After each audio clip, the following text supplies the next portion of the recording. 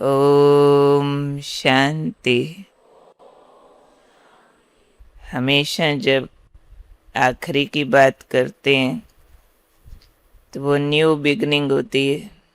किसी भी फसल का अंत होता है बीज, और बीज का अर्थ होता है नई फसल। तो ये नेवर एंडिंग साइकिल है हमारा। कलयुग जाने वाला, सतयुग आने वाला, पर आने वाला है उसका प्रूफ क्या है? तो भारत स्वर्ग बनेगा भारत के परिवारों से। कई सोचते होंगे भाई हमारा घर भी स्वर्ग बन जाता अगर मेरा फलाना ज्ञान में चलता होता तो। मैं तो ठीक हूँ, फलाना तो ड्रिंक करता है और शराब पी के शोर मचाता है। हमारा फलाना तो ऊंची ऊंची आवाज में टीवी लगाता है। हमारा फलाना तो घर गंदा करता है। हमारा फलाना तो नॉनवेज खाता है। आए हम कैसे दिखाएंगे सरकार को कि मेरा घर स्वर्ग है? फिर वो तरसेंगे, ओफो फलाना चल पड़ता न ज्ञान में, बाबा का बन जाता। फिर बाद में हमारे पास आएंगे, दीदी आप ही कुछ करो, उसके लिए योग लगाओ। और इस उम्मीद से आएंगे कि हम कोई पुड़िया दे देंगे और कहेंगे लो आज जाके उसको घोल के पिला देना, और उसके बाद वो पूरा बाबा का बच्चा बन जाएगा। होनी चाहिए ना ऐसे कुछ पुड़ियाएं, है ना? सबको इंतजार, ऐसी पुड़ियों का इंतजार है ना। किसी को घोल के पिलाएं और वो दौड़ता है बाबा के घर कॉपी पेन लेके, पूरा पवित्र बन जाए। कई माताएं बहुत खुश हो रही है इस बात पे कि जल्दी बताओ वो पुड़िया कब निकलेगी। वो पुड़िया तो निकली हुई है बहुत समय से, मालूम है आपको? बता दो उस पुड़िया का नाम। सिर्फ घोलनी और पिलानी बाकी है और सामने वाला बदल जाए।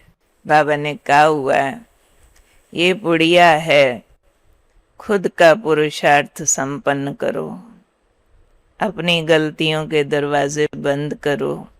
ये एकमात्र उपाय है सामने वाले को परिवर्तन करने का। एक इंतजार बंद करना पड़ेगा कि फलाना सुधर जाए। सुना?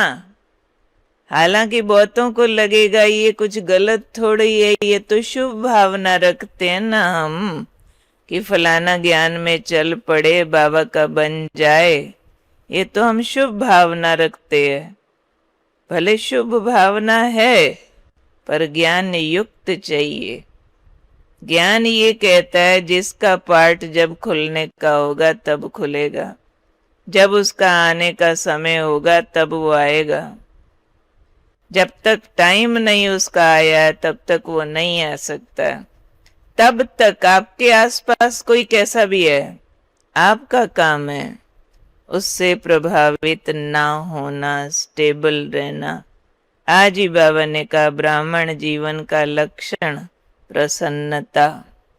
कोई कितनी गाली भी देवे, गाली देता थक जाए लेकिन आपकी खुशी न जाए। वो थक जाए, आखिर क्या हुआ, आपको असर ही नहीं होता, मैंने इतना बोला।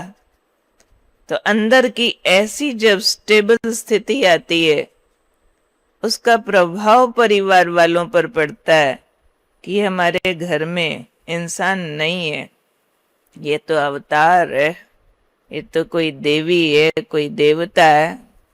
उसके लिए परीक्षाएं तो देनी पड़ेंगी ना। उल्टा पुल्टा बोले, ये परीक्षा पास तो करनी पड़ेगी ना। अगर आपके पास कोई उल्टा पुल्टा बोलने वाला है ही नहीं तो कैसे पता चलेगा आप सहनशील हो? बिना परीक्षा के तो सर्टिफिकेट नहीं मिलता है, प्रमोशन नहीं होती है।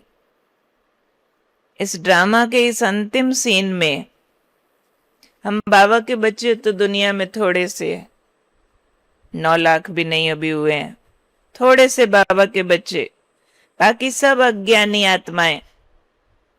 और उन सब का पाप यानी गलतियां दिन ब दिन बढ़ रही हैं, घट रही हैं? बढ़ रही हैं। और ये बढ़ती जाएंगी कि घटती जाएंगी? अगर यही सुधर गए फिर तो कलयुग के विनाश की जरूरत। भारत में देवता बनेंगे, त्रेतांत तक की पॉपुलेशन है 33 करोड़, और अभी भारत की पॉपुलेशन 140 करोड़, उसमें से देवता बनेंगे 33 करोड़, जो नहीं बनेंगे 107 करोड़। वो सुधरेंगे तभी तो पाप का घड़ा भरेगा और फूटेगा। और हम सबको बाबा ने देवता बनाना, मुफ्त में बनाएगा क्या? ठोकेगा ना अच्छी तरह। तो हमें ठोकने के लिए ये 107 करोड़ लोग होंगे कि नहीं? हमारी परीक्षा कौन लेगा? ये जो 107 करोड़ लोग थोड़े नहीं होते।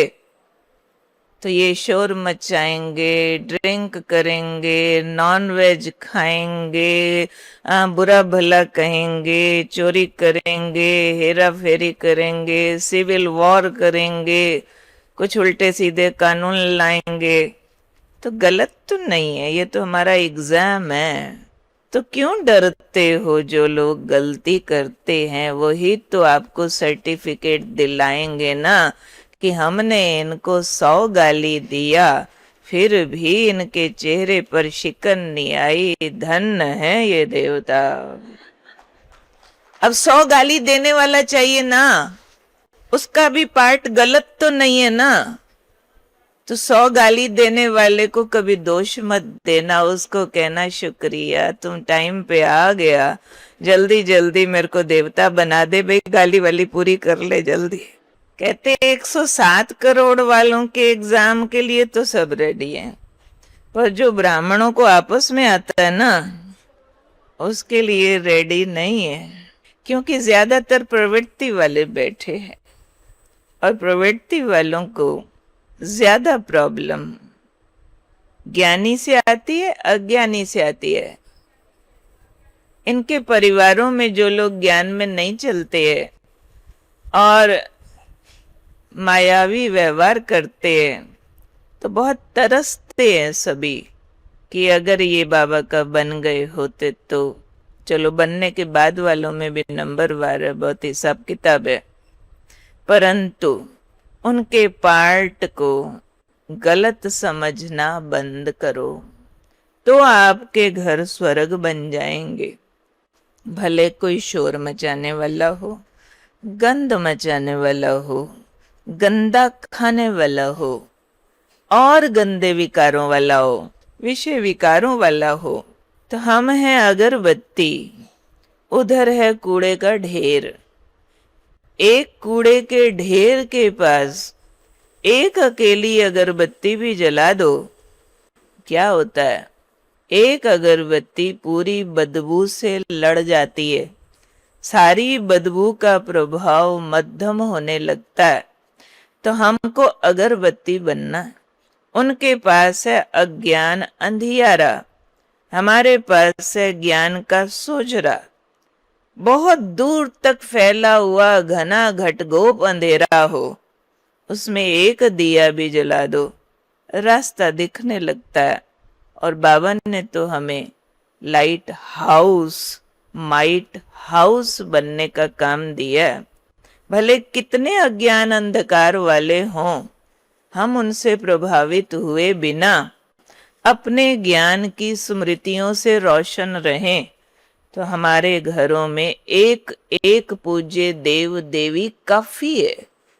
20 लोग भी आपके परिवार के, ज्वाइंट फैमिली के, खानदान के इकट्ठे हों, कोई ज्ञान में न चलता हो, दबा के अज्ञानी व्यवहार करते हों, लेकिन आप एक ज्ञानी बाबा का बच्चा, उन सब के ऊपर आपका प्रभाव पड़ेगा ही पड़ेगा। मैं अपने लौकिक परिवार से अपना उदाहरण देती हूँ, जो सब कर चुके हैं हम लोग वो बताते हैं। मैं अपने लौकिक परिवार से अकेली ज्ञान में चली थी। 7 मेंबर्स का परिवार था, वो तो 6 ज्ञान के अगेंस्ट थे, डेडली अगेंस्ट, थोड़ा भी नहीं। पूरा। ये कहने वाले ब्रह्मा कुमारियों ने इसका दिमाग खराब किया, जादू किया, भगा जाएंगे, ये वो उल्टा पुल्टा ही बोलने वाले, सब शोर शराबा करने वाले। मैं एक चली थी ज्ञान में, परंतु मेरे ज्ञान में चलने के 6 मास के अंदर अंदर उस सारे घर में जितने लोग आते थे, बहुत गेस्ट आते थे, सब लोग आके ये कहने लगे यहाँ शांति बहुत है, यहाँ से जाने का दिल नहीं करता है, यहाँ आके अच्छा बहुत लगता है। मार्केट की मिठाइयाँ आती थी, मैंने टोलियां बनानी सीख ली, बनानी शुरू कर दी। जो आया घर में प्रसाद की तरह लेके जाती थी, आंटी जी अंकल जी देखना मैंने बनाई है नारियल की बर्फी, खा के देखना। वो नेक्स्ट टाइम फिर आते थे, बड़ी टेस्टी है बड़ी टेस्टी। सारे घर में वो पेंटिंग सीखने के बहाने ज्ञान के चित्र लगा दिए 20, एक दो नहीं। अब घर की बेटी पेंटिंग कर रही है, सारे खुश, भाई पेंटिंग बहुत अच्छी बनाई है। बीच में क्या बनाया है उनको कुछ पता नहीं। हमारे डैडी के दोस्त आ रहे हैं, ये क्या बनाया, मेरी बेटी ने बनाई है। अच्छा बनाया क्या, बेटा इधर आना समझाना। अब मैं समझाने लगती थी, परम धाम परमात्मा। हमारी माता जी ऊपर से लड़ने आ जाती थी, क्या आत्मा परमात्मा लगा के बैठ गई है, तुम्हारा सत्संग तुम्हारे आश्रम में किया करो, यहाँ करने की जरूरत नहीं है। वो लड़ भी रही है, वो सुनने वाला उनको चुप कराता था, चुप करो माता जी सुनने दो, चुप करो सुनने दो। हमारी माता जी फिर मेरे को सीधा करती थी, खबरदार आज के बाद सुनाया तो। हाँ जी। धीरे धीरे वायुमंडल सारे घर का बदल गया, प्याज लहसुन सबका बंद हो गया, बाजार से मिठाइयां आना सबके लिए बंद हो गई। सब कहें ये जो बनाती है ना बहुत टेस्टी है, ये जो बनाती है वही खाना वही खाना। गोलगप्पा तक घर में बनाने लगी। मैंने स्टिचिंग सीखना शुरू कर दी, युक्तियां। सारे घर में डार्क कलर के पर्दे थे, मैंने स्टिचिंग सीखना शुरू किया। मैं नए पर्दे सिलूंगी, नए डिजाइन के, नया कपड़ा आ गया लाइट कलर का। अब सारे घर के पर्दे क्योंकि हमने सिलने हैं तो बदली हो गई, युक्तियों से युक्तियों से। धीरे धीरे वायुमंडल ऐसा बना, 8 साल तक एक भी उनमें से ज्ञान में नहीं चला था, पर सारा घर आश्रम जैसा बन गया, सारा बिल्कुल। हमने मुंह से नहीं उन लोगों को ज्यादा ज्ञान सुनाया, जोर नहीं दिया तुम चलो, लेकिन अपने को ठीक तैयार किया। अपने को ठीक तैयार करने से बाहर प्रभाव आता है जरूर। आप सब अगर आजमा के देखो, जिनके घर के लोग विरोध करते, बाकी ज्ञान में नहीं चलते, आप सिर्फ अपने अपने दिल पर हाथ रख के देखो, क्या आपने अपने जीवन को पूरा योगी जीवन बनाया? योग बहुत अच्छा है, फिर भी घर में पूरा विरोध है, वो हाथ खड़ा करो। एक भी हाथ खड़ा नहीं हुआ। हर एक हमको अधूरा अच्छा नहीं, पूरा अच्छा चाहते। हम घर वालों से छुट्टी तो चाहते हैं, सुबह क्लास करने जाने दो, पर उनका काम पहले करके नहीं जाते। वो वापिस आके हमें उल्टा पुल्टा बोलते हैं, तूने ये नहीं किया वो नहीं किया। हम पूरा मुकाबला करके 4 जवाब दे देते हैं। वो अगर गुस्सा करते तो हम शांति का अवतार चाहिए ना। आज अगर हम चाहते हैं मुझे ओम शांति में जाने की छुट्टी मिले, तो मेरे जीवन में त्याग होना चाहिए ना। एक भाई हमारे पास आए, पहले वो थोड़ा ज्ञान में चले थे, फिर वो ढीले हो गए, उनकी युगल अच्छी चलने लगी, और बार बार आके शिकायत करती थी, बहुत तंग करते हैं, बहुत रोकते हैं, पवित्रता में बहुत विघ्न डालते हैं। हमने उस भाई को एक दिन फोन किया कि भाई एक बार मिलके जाओ, थोड़ा काम है। दोनों जने आ गए। मैंने कहा भाई जी आप तो खुद आते थे, अभी ये आती है, आपको कुछ मुश्किल लगता है, इनका आना खराब लगता है? वो भाई ने जो बातें सुनाई मैं हैरान रह गई। कहते दीदी मैं आज भी ज्ञान में जलने को तैयार हूं, मुझे पवित्रता भी खराब नहीं लगती है, मैं पूरी मदद करने के लिए तैयार हूं। पहले इसको पूछो ये ठीक चलती है जो रोज शिकायत लगाती थी? भाई जी ने आज पीटा, पवित्रता के लिए तंग किया, आज मेरे को रोका तुम सेंटर नहीं आओ। कहते देखो ये यहाँ आती है, मुरली सुनती है, इसी से पूछो, इसकी देरानी से ज्यादा ड्रेसेस इसके पास है, हर चौथे दिन इसको 5,000, 10,000, 20,000 का सूट चाहिए। और इतनी जेलसी करती है अपनी देरानी से, हर 2 दिन बाद इसकी लड़ाई होती है। और मेरे को कहती प्याज नहीं खाना, खुद गली में खड़ी होके गोलगप्पे खाती है। सच सुनाया उसने। कहते मैं इसको कहता हूं तो गोलगप्पा छोड़, मैं प्याज छोड़ दूंगा। मुझे लगा भाई सच बोल रहा है। आज भी दुनिया को सच्चाई पसंद है, अच्छाई पसंद है, महानताएं पसंद है, बशर्ते वो पूरी हो, आधी अधूरी नहीं। जीवन ऐसा होना चाहिए जो वो हाथ जोड़ के कहें जाओ भाई आप सेंटर नहीं, क्या बात है। हमारी माता जी कहते तेरी शादी तो जरूर करूंगी। मैं कहा भले करो ना, लड़का लाओ मेरे सामने, बात तो मैं करूंगी, मैं उसको बता दूंगी I am already married, married with God only, I need not a husband, I need a servant only, what's your programme. मैंने कहा भले करो ना शादी, किसने मना किया है, आई एम रेडी। वो बाद में अनुभव सुनाते कि तुम्हें तो हम कह देते थे कि तेरी शादी जरूर करेंगे, पर अंदर से हम डरते थे कि ये तो देवी जैसी है, देवियों की थोड़ी शादी होती है कभी। ना ना, अंदर बोल के ही ऐसे लगता था हमने कोई पाप कर दिया है। तुम्हारी सादगी देख करके हमें डर लगता था ये बोलने को कि इसको कैसे बोलेंगे शादी, शादी जैसी नहीं लगती है, कैसे करेगी। किसी के घर जाके बहू बन के रोटियां बनाए, ये तो तुम्हारा जीवन ही नहीं दिखता था। सारा टाइम परमात्मा की बातें करती है, उसके प्यार में मगन है, तो ऐसों की थोड़ी शादी होती है। तो जीवन बोलना चाहिए, मुंह से ज्यादा बोलो नहीं। सेंटर जाने दो, पवित्र रहने दो, बिना प्याज का खाने दो, अपनी जीभ ठीक कंट्रोल करो, अपनी वृत्तियां ठीक कंट्रोल करो, योग बल ठीक धारण करो, मदद ना मिले हो नहीं सकता। एम आई राइट? अपना योग बल बढ़ाओ, बाबा का प्यार बढ़ाओ, मर्यादाएं अंदर मन से ठीक पालन करो।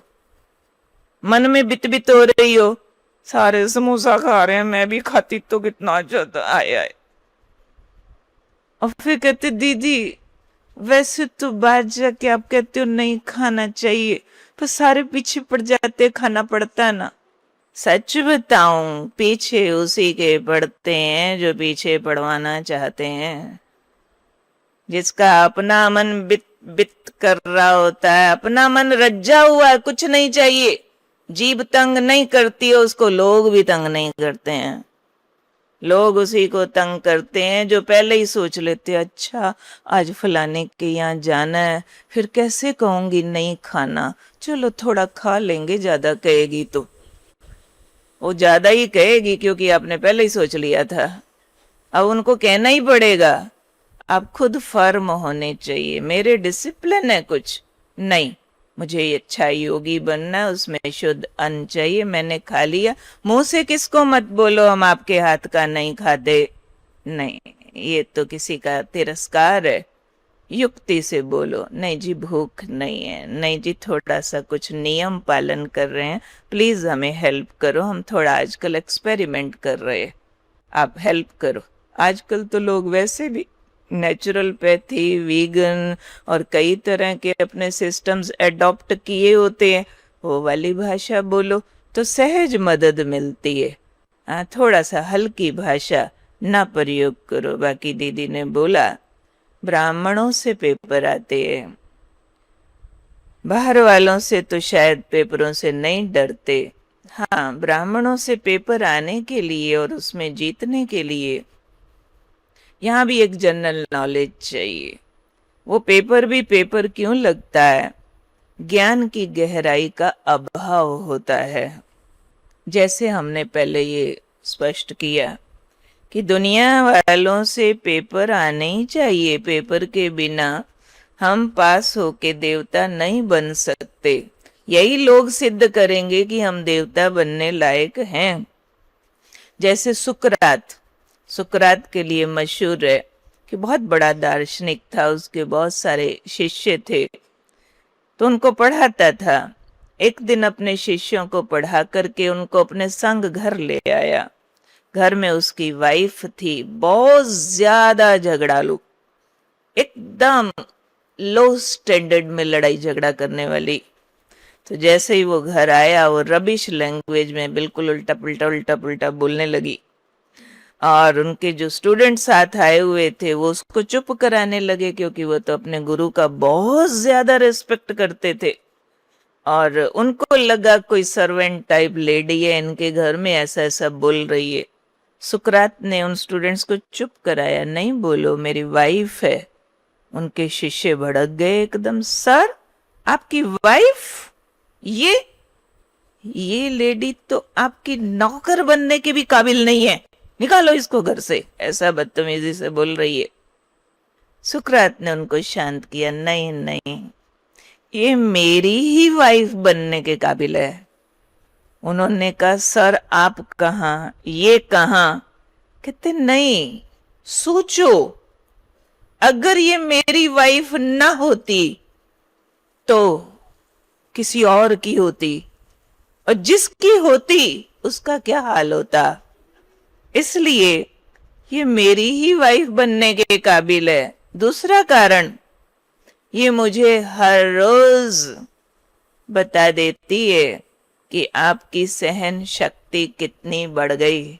ये ना हो तो मुझे कैसे मालूम पड़ेगा कि मैं जो आप लोगों को ज्ञान सुनाता हूं वो मुझे धारण हुआ है कि नहीं हुआ है। इसलिए ये मेरी ही वाइफ बनने के काबिल है।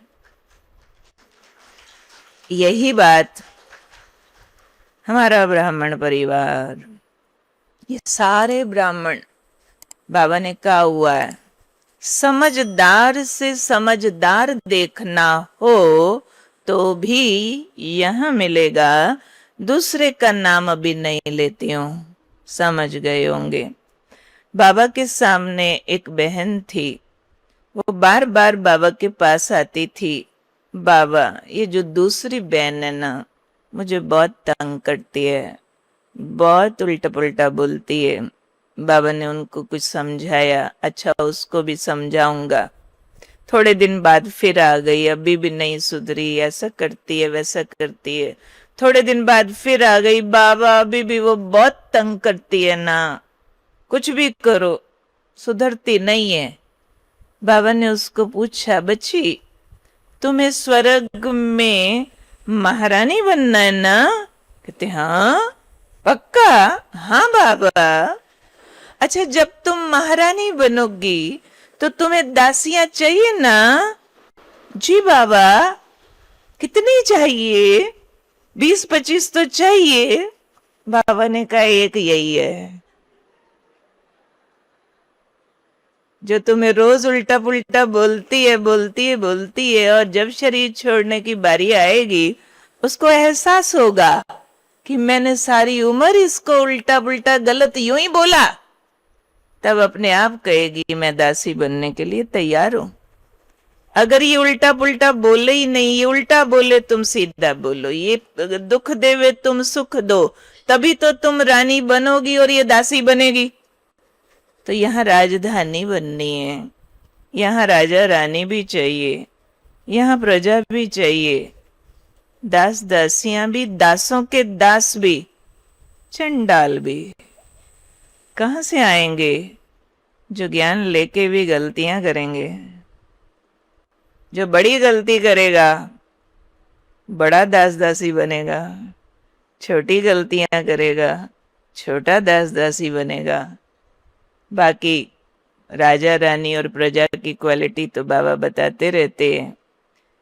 मैं नहीं समझती हूँ कोई हैरानी की बात है, क्योंकि यहाँ हम सारे धोबी घाट पर आए हैं, और धोबी घाट पर हमेशा धुलने के लिए मैला कपड़ा आता होता है।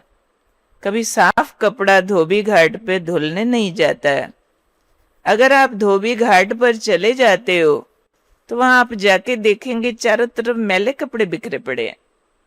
उसकी नालियां देखो, गंदा पानी बह रहा है। आप कहोगे हाय धोबी घाट इतना गंदा,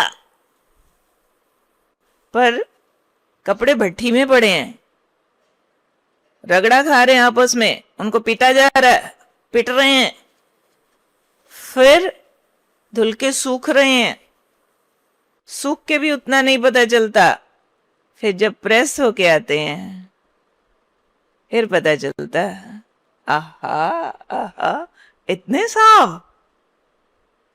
पर जब वो धोबी घाट में पड़ा था कुछ पता नहीं चल रहा था कौन कितना साफ। ऐसे ही ये संगम युग, ये बाबा का यज्ञ, ये सारा ईश्वरीय परिवार एक धोबी घाट है। हम सब मेले बाबा को मिले हैं। 63 जन्म हम सारे काले कोयले की सुरंग से गुजरे हैं। 5 विकार काले कोयले, इसकी सुरंग से हम गोरी आत्माओं ने क्रॉस किया है।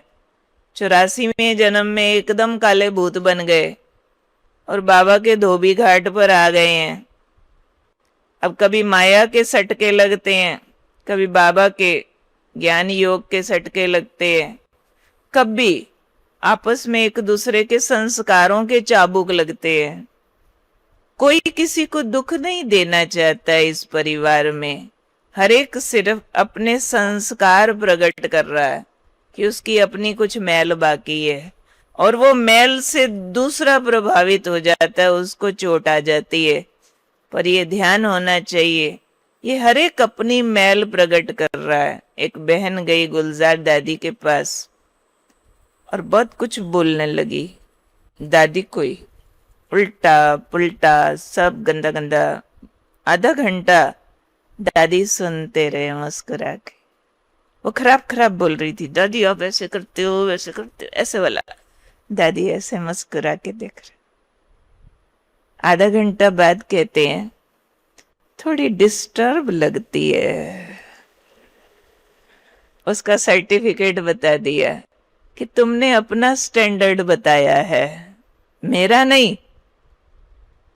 तो ऐसे ही ये संगम युग पे वो लोग हमें मिले हैं, गौर से समझना ये वाला पॉइंट, जिनके साथ हमने 83 जन्म बिताए हैं। उसमें से 63 जन्म हमने एक दूसरे को विकारों के वश होकर दुख दिए हैं, धोखे दिए हैं कि नहीं? कि सारे ही रेडीमेड देवता फटाक ऊपर से नीचे उतरे हैं? क्या कहते हो, सारे मानते हो इस बात को? 63 जन्म हमने एक दूसरे को विकारों के वश दुख एक्सेप्टेड दिए हैं कि नहीं? कोई बोले नहीं मैं तो कब चींटी नहीं मारी, कब मैंने किसको दुख किसी जन्म में मैंने नहीं दिया, वो हाथ खड़ा करो। कोई नहीं, सब मानते हैं ना। अब जो सारा कुछ दिया गया, किसी को दुख, किसको धोखा, किसको क्रोध, किसको ईर्ष्या, किसको नफरत, किसको विषय विकार, किसको कुछ कुछ हमने दिया हर जन्म में। 5 विकारों के वश थे ना। वो जो दिया दिया दिया दिया सारा कुछ उन्होंने लौटाना है। कब लौटाएंगे? शक्लें बदल बदल के, वाइट ड्रेस पहन के, बैज लगा के, मुरली सुन के। संगम युग के एक छोटे से जन्म में सब ने सब कुछ लौटाना है वापस। और ये अकाउंट का हिसाब है कुछ। जैसे कर्ज लेने में भी एक सिस्टम होता है कि समझो मैंने किसी से 10 लाख रुपया उधार लिया और अब किश्तों में उसको देना है।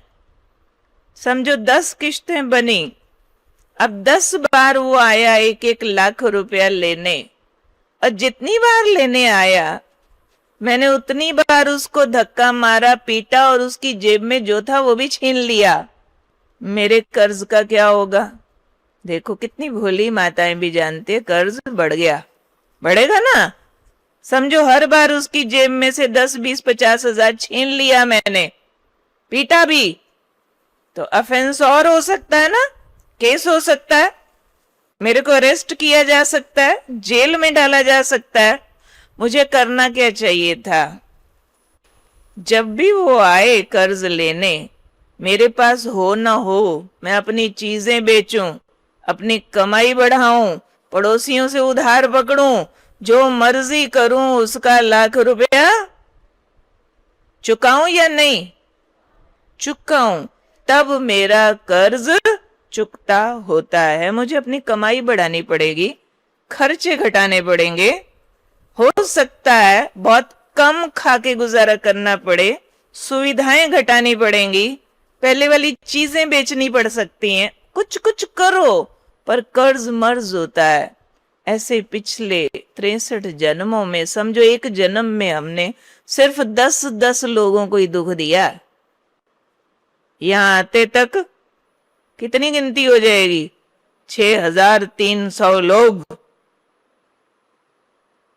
और विद इंटरेस्ट, ब्याज समेत, मेरे से सुख वापस मांगना चाहते हैं। वो आएंगे, मैं अच्छी भली हूं, सच बोलती हूं, कहेंगे तुम झूठी हो। मैंने कई जन्मों में उनको दुख दिया होगा, अब मुझे झूठी सुन के एक दुआ भेजनी है वापस, जा तेरा भला हो। ये करूं या ये करूं, तुम्हारी ये मजाल, मैंने आज दिन तक कभी इतना सा भी झूठ नहीं बोला, तुम आयो मेरे को झूठा बोलने, चलो तुम्हें मजा चखाऊं। ठीक है ये व्यवहार मेरा। कर्ज किससे उतरेगा? कर्ज किससे उतरेगा? उसने झूठा बोला, क्रिटिसाइज किया, मैंने एक दुआ भेज दी, तू मेरा भाई है, मेरे बाबा का बच्चा है, मैं सुख स्वरूप आत्मा हूं, सुख की लाइट तेरे को देती हूं, जा तेरा भला हो, सुखी रह।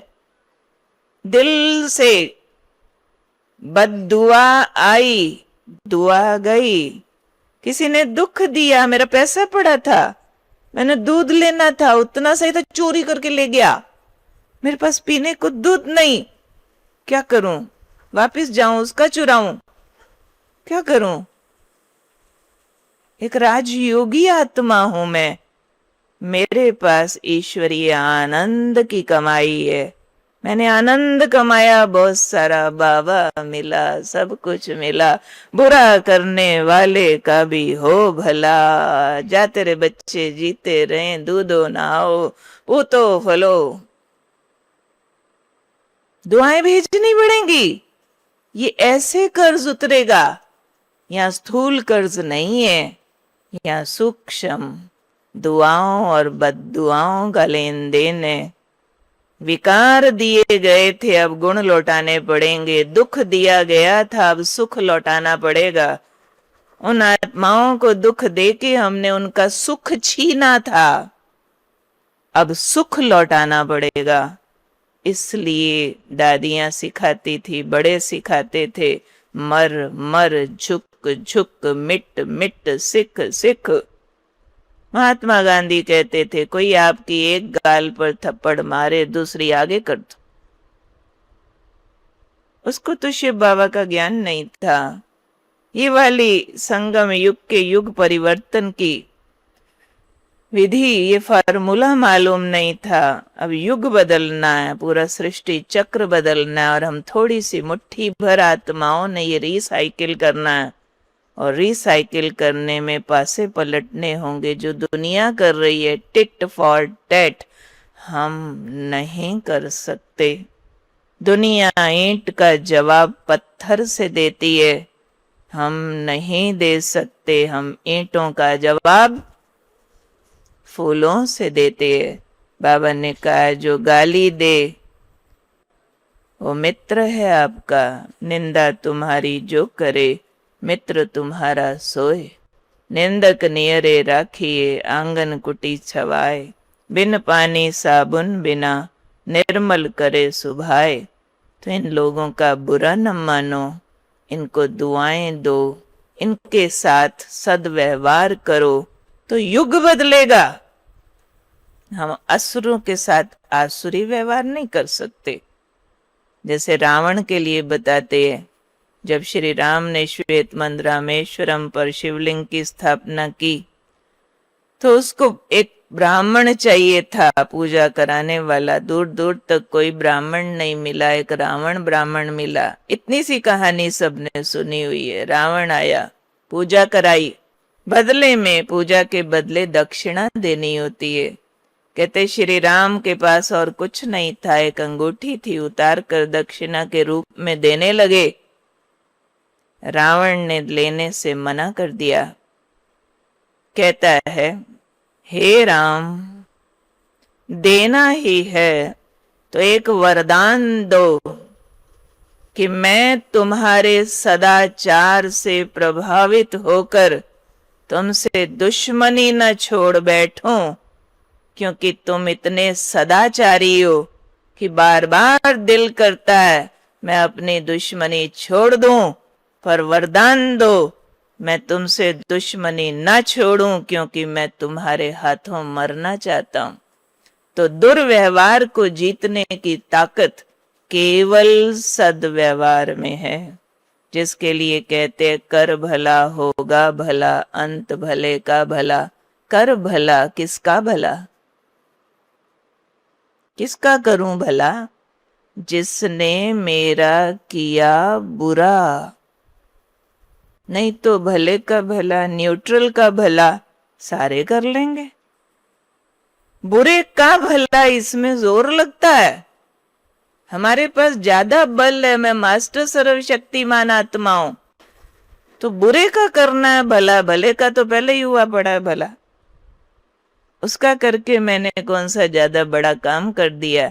इसलिए परिवारों के लोग, अड़ोसी पड़ोसी, गली मोहल्ले वाले कैसे भी हों, जितनी गाली दें समझो फूल चढ़ रहे हैं। बाबा ने कहा जितने कलंक लगेंगे उतनी बड़ी कलंगी लगेगी। बुरा न मानो, बुरे का भला करते जाओ। दुख देने वाले को सुख देते जाओ। कोई निंदा करे उसकी महिमा करो। कोई आपका हक छीने उसके हक में खड़े हो जाओ। जोर लगता है, पर बाबा ने यही किया, मम्मा ने यही किया। हमको भी उसी लाइन पर चलना, और इस किए बिना देवता नहीं बनते। पत्थर को मूर्ति बनने के लिए छेनी हथौड़ा खाना पड़ता है। महिमा मिले ठुकरा दो, सुविधाएं मिले प्रभावित न हो। आपकी जो महिमा करे उस पे डाउट करो, जो निंदा करे उस पे गौर करो। ये फिलॉसफी नहीं है, संगम युग की व्यवहारिक बातें।